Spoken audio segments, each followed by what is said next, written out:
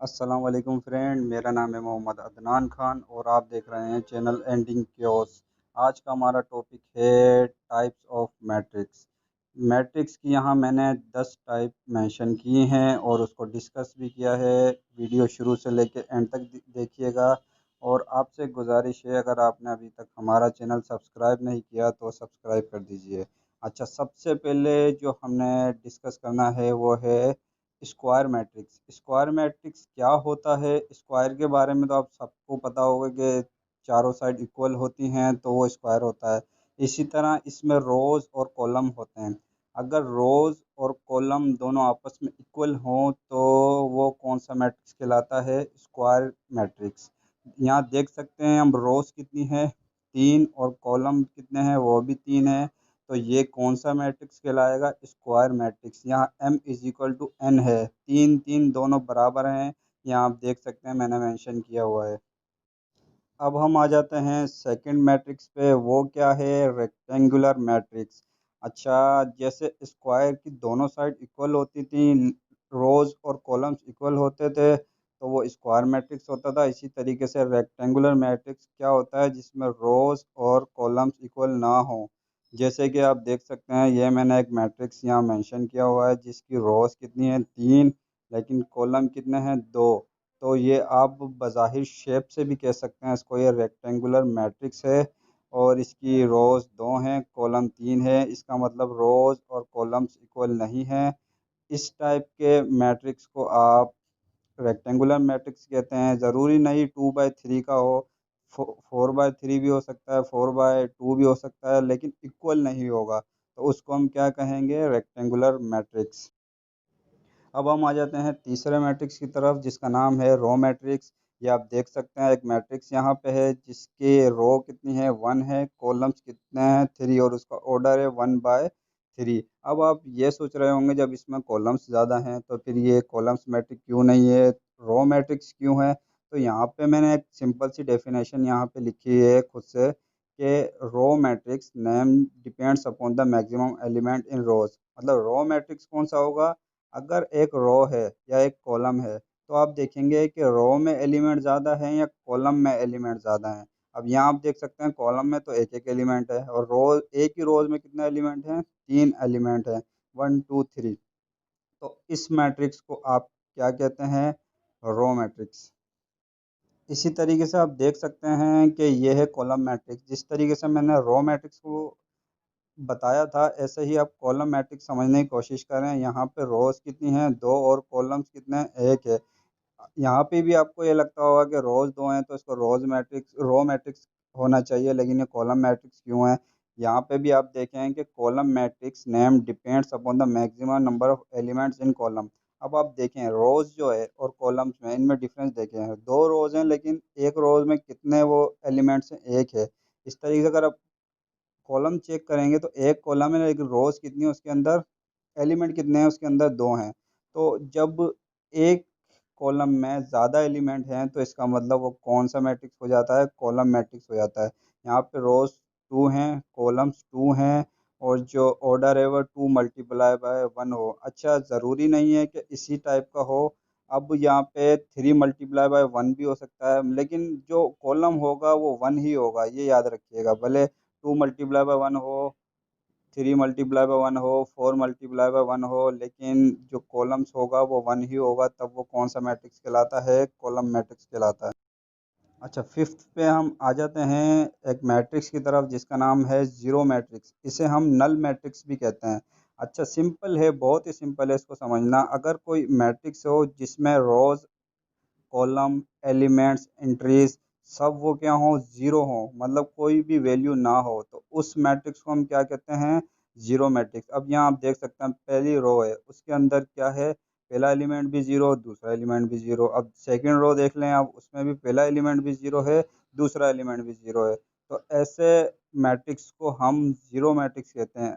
आप डेफिनेशन भी देख सकते हैं, और matrix in which all the elements are zero is called zero matrix. अब हम बढ़ते हैं सिक्स मैट्रिक्स की तरफ जिसका नाम है आइडेंटिटी मैट्रिक्स। इसको आप यूनिट मैट्रिक्स भी कह सकते हैं।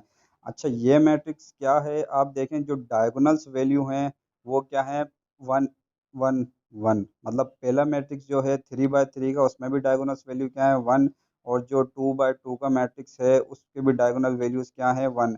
और ये याद रखिएगा कि ये स्क्वायर मैट्रिक्स ही होता है, मतलब 3/3 का होगा या 4/4 का या 5/5 का, लेकिन इसमें m इजिकल टू n, मतलब रोज और कॉलम इक्वल होंगे। इसकी डेफिनेशन क्या है, a square matrix in which all the elements of the principal diagonals are ones. आप देख सकते हैं डायगोनल्स में जो वैल्यूज हैं क्या वन है, और बाकी जो नॉन डायगोनल्स वैल्यू हैं वो क्या है सारी, वो जीरो हैं। तो ऐसे मैट्रिक्स को हम आइडेंटिटी या फिर यूनिट मैट्रिक्स कहते हैं। अभी आप देख सकते हैं हमारा सेवेंथ मैट्रिक्स क्या है, स्केलर मैट्रिक्स। आप इस मैट्रिक्स में कंफ्यूज होंगे कि ये यूनिट या आइडेंटिटी मैट्रिक्स के बराबर ही है, मिलता जुलता है, दिखने में एक जैसा है। लेकिन एक चीज़ की कंफ्यूजन आपको मैं दूर कर दूं कि डायगोनल मैट्रिक्स वो यूनिट आइडेंटिटी मैट्रिक्स जो होता है उसमें डायगोनल एलिमेंट्स क्या होते हैं, 1 1 1। यहाँ पे आप देख सकते हैं जो डायगोनल्स वैल्यू क्या है वो 5 5 5। अब डायगोनल्स वैल्यू जो हो वन के अलावा कोई हो, टू हो, थ्री हो, फोर हो, लेकिन सेम हो, डायगोनल वैल्यूज क्या हो, सेम हो, लेकिन वन के अलावा हो, तो ऐसे मैट्रिक्स को हम क्या कहते हैं, स्केलर मैट्रिक्स कहते हैं। यहाँ पे आप देख सकते हैं मैंने लिखा हुआ है लाइक हेयर, डायगोनल मैट्रिक्स क्या है, सारे फाइव है। अच्छा, इसकी डेफिनेशन भी मैंने एक मेंशन की हुई है, the scalar matrix is basically a square matrix. अब ये याद रखें जहन में कि ये हमेशा स्क्वायर मैट्रिक्स ही होगा। 2/2, 3/3, 4/4, मतलब इसमें रोज और कॉलम्स क्या होंगे, इक्वल होंगे। Whose all of diagonal are zero. अब इसके जितने भी हैं डायगोनल्स के अलावा जो हैं वैल्यूज वो क्या होनी चाहिए, जीरो, तब जाके स्केलर मैट्रिक्स होगा। और इसके जो ऑन डायगोनल मतलब डायगोनल जो एलिमेंट्स होंगे वो इक्वल होना चाहिए, वन के अलावा कोई वैल्यू हो, वन के अलावा कोई जैसे टू और थ्री हो तो उसको हम क्या कहते हैं, स्केलर मैट्रिक्स। अब यहाँ पे देखें आप, एक मैट्रिक्स है डायगोनल मैट्रिक्स, ये मिलता जुलता ही है कुछ स्केलर मैट्रिक्स है, लेकिन यहाँ पे डिफरेंस देखें, वहाँ पे जो डायगोनल मैट्रिक्स था, मतलब स्केलर मैट्रिक्स था, उसमें डायगोनल्स जो एलिमेंट्स थे वो क्या थे, सेम थे, मतलब 5 5 5 थे। यहाँ आप देख सकते हैं डायगोनल मैट्रिक्स जो है रिपीट नहीं हो रहे, अलग अलग हैं, जैसे वन है, फोर है और -2 है, और जो नॉन डायगोनल वो एलिमेंट्स है वो क्या है, सारे जीरो। तो ऐसे मैट्रिक्स को हम क्या कहते हैं, डायगोनल मैट्रिक्स कहते हैं। अब देखें इसकी डेफिनेशन क्या है, matrix having non zero elements only in the diagonal running from the upper left to the lower right.